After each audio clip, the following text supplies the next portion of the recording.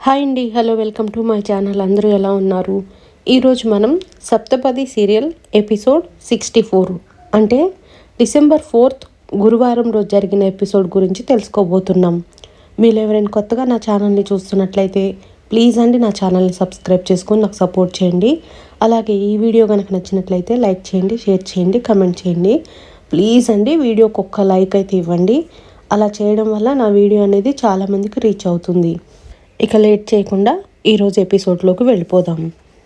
అరవింద్ ఒంటరిగా కూర్చొని ఆలోచిస్తూ ఉండగా మైత్రి వెళ్ళి, ఏమైంది అలా ఒంటరిగా కూర్చొని ఆలోచిస్తున్నావు అని అడుగుతుంది. నాకెందుకో అంజలిని చూస్తే నా సొంత చెల్లెల్లాగా అనిపిస్తుంది.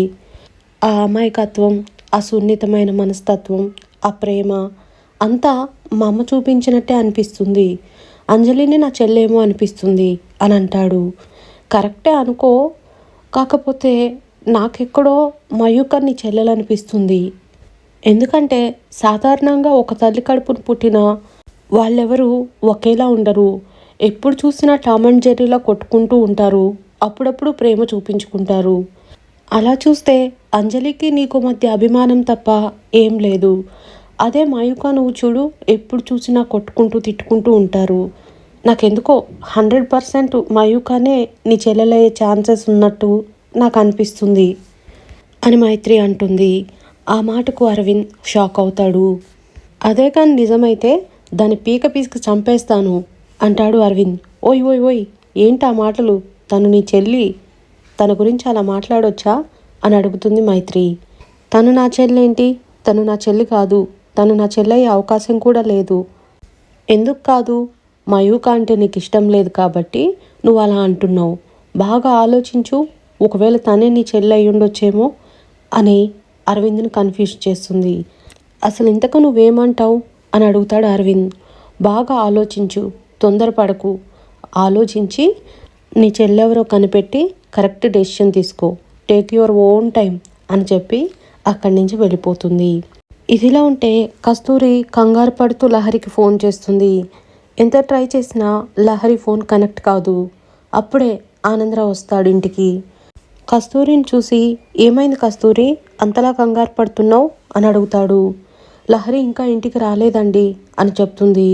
వచ్చే టైం అయింది కదా, వస్తుందిలే, నువ్వేం కంగారు పడకు అంటాడు. అది కాదండి, రావాల్సిన టైం దాటి 2 గంటలు అవుతుంది. అసలే రోజులు బాగోలేవు. ఎప్పుడైనా తనకి లేట్ అయిందంటే ముందే ఫోన్ చేసి చెప్తుంది. అలాంటి తన సైడ్ నుంచి ఫోన్ లేదు. నేను చాలాసేపటి నుంచి ట్రై చేస్తున్నాను, తన ఫోన్ కూడా కలవడం లేదు అని అంటుంది. సరే నువ్వు కంగారు పడుకు, నేను ట్రై చేస్తానుండు అని ఆనందరావు ఫోన్ ట్రై చేస్తాడు. తను ట్రై చేస్తే కూడా ఫోన్ కనెక్ట్ అవ్వదు. వెంటనే మైత్రికి ఫోన్ చేస్తాడు. మైత్రి, చెల్లి అక్కడికి ఏమైనా వచ్చిందమ్మా అని అడుగుతాడు. లేదు నాన్న, నా దగ్గరకు రాలేదు అని మైత్రి చెప్తుంది. లేదమ్మా, ఇంకా ఇంటికి రాలేదు చెల్లి, అమ్మ కంగారు పడుతుంది అని ఆనందరావు చెప్పడంతో, సరే నాన్న, ఒకసారి నేను కాలేజ్ దగ్గరకు వెళ్ళి కనుక్కుంటాను అని మైత్రి కంగారుగా కాలేజ్ దగ్గరకు వెళ్ళి అందరినీ అడిగి కనుక్కుంటుంది. ఎవరు కూడా తెలియదనే చెప్తారు. ఇదిలా ఉంటే అరవింద్ ఒంటరిగా సోఫాలో కూర్చొని, నా మనసేమో అంజలియే నా చెల్లి అని చెప్తుంది, కానీ మైత్రి ఎందుకు కన్ఫ్యూజ్ చేస్తుంది నన్ను అని ఈశ్వర్ప్రసాద్ ఫోటో వంక చూస్తాడు. ఏంటి నవ్వొస్తుందా మీకు? బాగా నవ్వుకోండి, చనిపోయిన వాళ్ళని ఏం అనకూడదు కదా, మీరు బాగా నవ్వుకోండి. నన్ను మొత్తానికి చిక్కుముళ్ళలో పడేసి మీ పాటికి మీరు నవ్వుకుంటున్నారు కదూ. ఎంతైనా బిజినెస్ మ్యాగ్నెట్ కదా, లాభ నష్టాలు అంచనా వేస్తారు. అట్లాగే సగం నిజం చెప్పి వెళ్ళిపోయారు, నన్ను కన్ఫ్యూజన్లో పడేశారు. ఇప్పుడు లాక్కోలేక పీక్కోలేక చస్తున్నాను. ఏంటి నా చెల్లెవరో కనిపెట్టలేరు అనుకుంటున్నారా? మీరు చూస్తూ ఉండండి, నా చెల్లెవరో కనిపెట్టి ఇక్కడి నుంచి తీసుకెళ్ళిపోతా అనుకుంటూ ఉంటాడు. అప్పుడే అలా సెల్ఫ్లో చూస్తే 3 బొమ్మలు కనిపిస్తాయి. ఆ 3 బొమ్మల్ని దగ్గరకు తీసుకొచ్చుకొని, ఇదేమో పెద్దది అంజలి, ఇదేమో మిరపకాయ మయూక, ఈ చిన్న బొమ్మేమో అక్షిత, ఇది ఆటలో అరటిపండు, మన లెక్కలో కూడా లేదు. ఇకపోతే ఈ 2, అయితే అంజలి లేకపోతే మయూక, వీళ్ళిద్దరిలో ఎవరో ఒకరు నా చెల్లెయి ఉంటారు. నా మనసేమో అంజలి అనే చెప్తుంది. సరే చూద్దాం ఎవరై ఉంటారో అనుకుంటూ అలా నడుచుకుంటూ వస్తుండగా అప్పుడే మయూక జేపీ మంచినీళ్ళి అని పని మనిషిని పిలుస్తుంది. పని మనిషి నీళ్లు తెచ్చిస్తుంది. అవి అందుకుంటుండగా ఒక్కసారిగా మయూక మీద పడతాయి. దాంతో మయూక కోపం వచ్చి లాగి పని మనిషిని ఒక్కటి చంపకు పెట్టి కొడుతుంది. కళ్ళు కనిపిస్తలేవా అని అంటుంది. అదంతా చూసిన అరవింద్ అమ్మో ఈ బ్రహ్మరాక్షసి నా చెల్లయ్యే ఛాన్సే లేదు అనుకుంటాడు మనసులో. అప్పుడే అంజలి వచ్చి ఎందుకు మయూక జేపీని అలా కొడుతున్నావు, సారీ చెప్పు అని అంటుంది. ఎందుకు కొట్టానో నీకు తెలుసా అక్క, వాటర్ నా మీద పోసింది అంటుంది. తను పోయలేదు, తను సరిగానే అందించింది. నువ్వే నీ మొహమంతా ఫోన్లో పెట్టి చూసుకోకుండా గ్లాస్ అందుకోబోయినావు. అలా వాటర్ నీ మీద పడ్డాయి. నువ్వు చేసిన తప్పుకి జేపీని ఎందుకు కొట్టావు, మర్యాదగా తనకు సారీ చెప్పు అని అంజలి అంటుంది. అబ్బా ఇది కదా మాట తీరు, ఖచ్చితంగా అంజలినే నా చెల్లెలు, నా బంగారు తల్లి, నేనైతే ఫిక్స్ అయిపోయా అని అరవింద్ అదంతా చూసి మనసులో అనుకుంటాడు.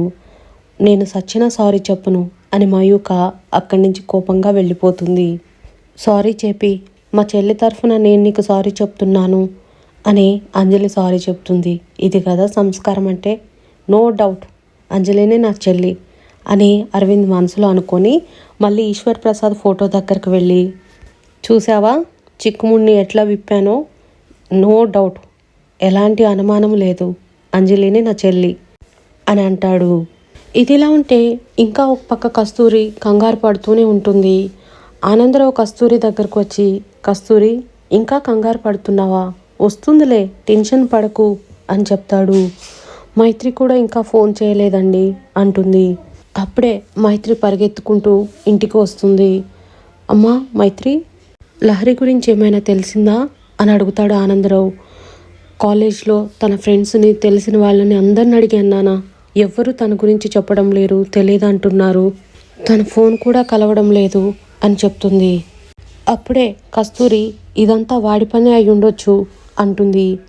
ఎవరి పని అని మైత్రి అడక్క, ఇంకెవరు ఆ ఇంద్ర పనే అయి ఉంటుంది, మొన్న కూడా ఇంటికి వచ్చి బెదిరించాడు అని చెప్పగా, అంటే మిమ్మల్ని కూడా బెదిరించాడా అని అడుగుతుంది మైత్రి.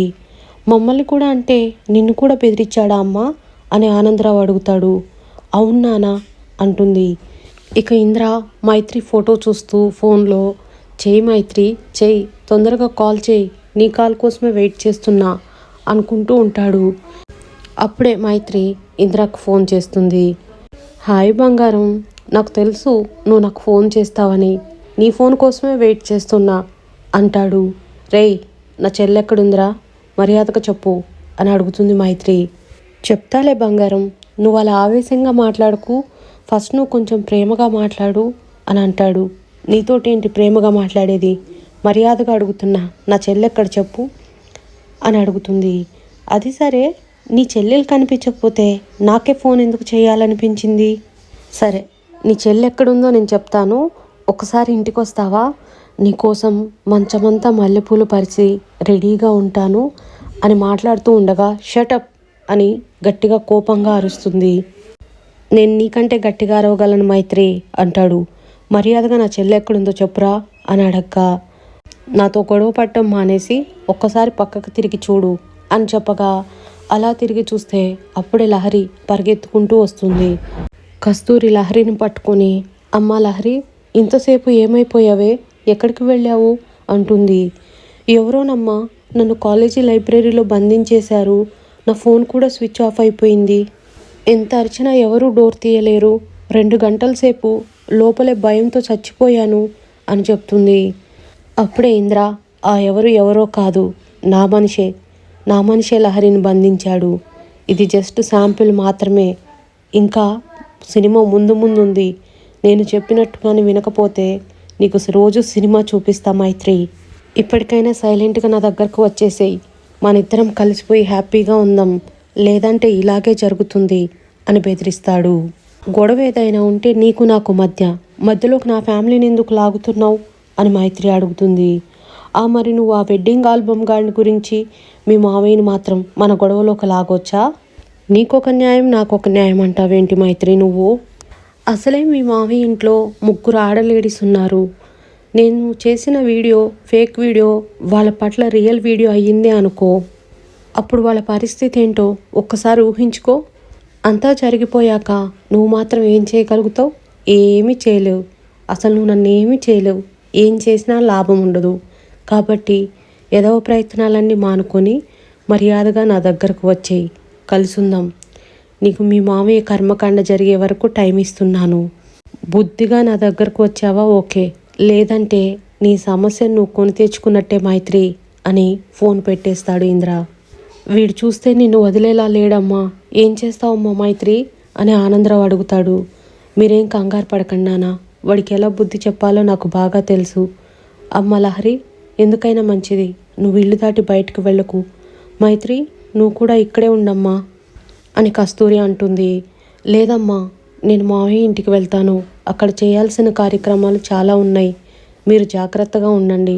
లహరి, నువ్వు జాగ్రత్తగా ఉండు అని మైత్రి అక్కడి నుంచి తిరిగి వెళ్ళిపోతుంది. అరవింద్ ఇంటి బయట నుంచొని ఏ రకంగా ఆలోచించినా నా మనసు ఎందుకో అంజలియే నా చెల్లెని చెప్తుంది, కానీ మైత్రి ఏమో మయూక నా చెల్లంటుంది. ఈ కన్ఫ్యూజన్ వీడేది ఎలా? సరే, ఆ లెక్కన పోతే నేనేమో 98లో పుట్టాను, అమ్మేమో 2008లో పోయింది. నాకు తెలిసి అమ్మ వెళ్ళే సమయానికి అమ్మకు ఎవరు పుట్టలేరు. ఆ పెద్ద మనిషి ఏమో నీకో చెల్లుందని అమ్మ మీద ఒట్టేసి మరీ చెప్పాడు. అమ్మ మీద ఒట్టేశాడంటే నిజమే చెప్పుంటాడు. మరి ఇద్దరిలో నా చెల్లి ఎవరై ఉండొచ్చు అని ఆలోచిస్తూ ఉండగా అప్పుడే అంజలి కొంచెం దూరాన నిలబడి ఏదో ఆలోచిస్తూ ఉంటుంది. అంజలిని చూసి, అబ్బా ఎంత ముద్దుగా ఉందో చూడు, సాక్షాత్తు లక్ష్మీదేవిలాగా సేమ్ నాలాగే ఉంది, నాలాగే ఆలోచిస్తుంది. అంజలినే నా చెల్లైతే ఎంత బాగుంటుంది. సరే, ఎందుకైనా మంచిది ఒకసారి అంజలి డేట్ ఆఫ్ బర్త్ ఎప్పుడో కనుక్కుందాం అనే దగ్గరకు వెళ్ళి, అంజలి నిన్నొకటి అడగొచ్చా అని అడుగుతాడు. అడగన్నయ్యా, నా దగ్గర మొహమాటం ఎందుకు? అంటే ఆడవాళ్ళను వయసు అది అడగకూడదు కదా. పర్వాలేదు అన్నయ్య, నా డేట్ ఆఫ్ బర్త్ ఎప్పుడనే కదా నువ్వు అడగాలనుకుంది, ఆగస్టు 17 అన్నయ్య అని చెప్తుంది. ఇయరు అని సగంలో ఆపేస్తాడు. ఇయర్ కూడా కావాలా అని అడగ్గా, ముఖ్యం అదే కదా కావాల్సింది అని మనసులో అనుకొని, అది కాదు, నాకు కావాల్సిన మనుషుల డేట్ ఆఫ్ బర్త్లు గుర్తుపెట్టుకొని బర్త్డే రోజు సర్ప్రైజ్ చేయడం నాకు అలవాటు, అందుకే అడుగుతున్నా అని చెప్తాడు. చాలా థ్యాంక్స్ అన్నయ్య, నీకు కావాల్సిన మనుషులు, నీకు నచ్చిన మనుషుల లిస్ట్లో నేనున్నందుకు. ఈ ఇంట్లో వాళ్ళతో ఎలా ఉన్నా కానీ నాతో అభిమానంగా ప్రేమగా ఉంటున్నావు, చాలా థ్యాంక్స్ అన్నయ్య అని తను పుట్టిన ఇయర్ని చెప్తుంది. అంటే నా తర్వాత ఇమీడియట్లీ పుట్టింది అంజలి అన్నమాట. ఇక డౌటే లేదు, అంజలియే నా చెల్లి అని మనసులో అనుకొని అంజలితో అలా నవ్వుతూ మాట్లాడుతూ ఉంటాడు. అప్పుడే మైత్రి వచ్చి అరవింద్ని చూసి, చాలా రోజుల తర్వాత భావమోహంలో నవ్వు కనిపిస్తుంది అనుకుంటుంది. ఆ తర్వాత ఏం జరిగిందనేది నేను నెక్స్ట్ ఎపిసోడ్లో చెప్తాను. ఇది ఈరోజు జరిగిన ఎపిసోడ్.